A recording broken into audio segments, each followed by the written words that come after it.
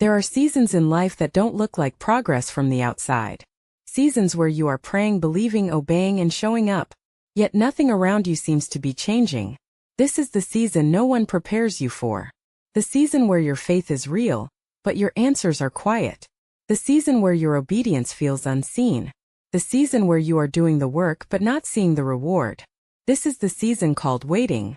Not the passive kind of waiting where you sit back and do nothing, but the active, painful, stretching kind of waiting. The kind where you are still trusting God, still loving people, still trying to stay hopeful, while quietly wondering how long this will last. I know this season well, because Becoming in the Wait was written from inside it. I didn't write this book after everything worked out. I didn't write it from a place of arrival, applause, or celebration. I wrote it while I was still becoming, while I was still healing, while I was still learning how to trust God when progress was invisible. There were moments when I questioned whether this season even made sense.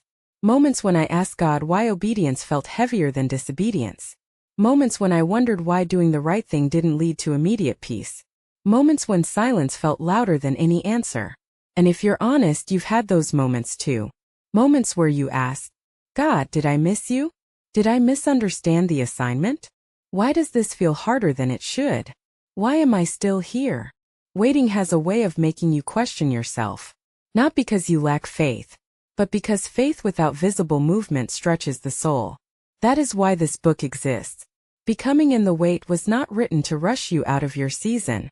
It was written to help you survive it without losing yourself, without losing your faith, without shrinking your hope. Because the truth is, waiting is not punishment. Waiting is preparation.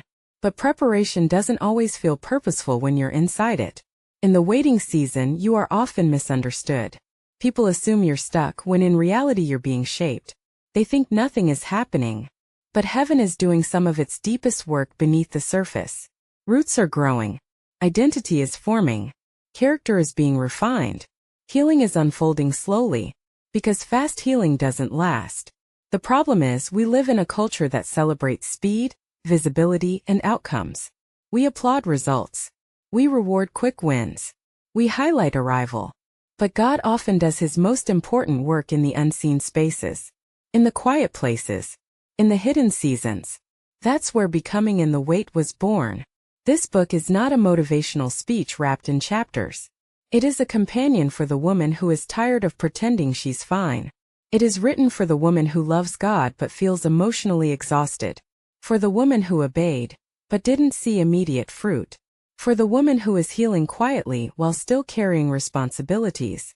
I wrote this book slowly, because healing is slow, because transformation takes time, because becoming is a process, not a moment.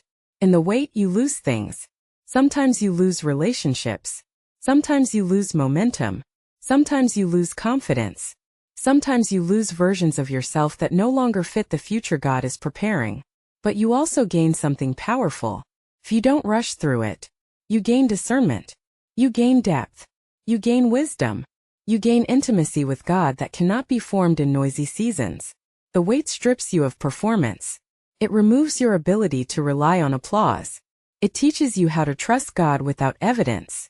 Get a copy of this book on Amazon today.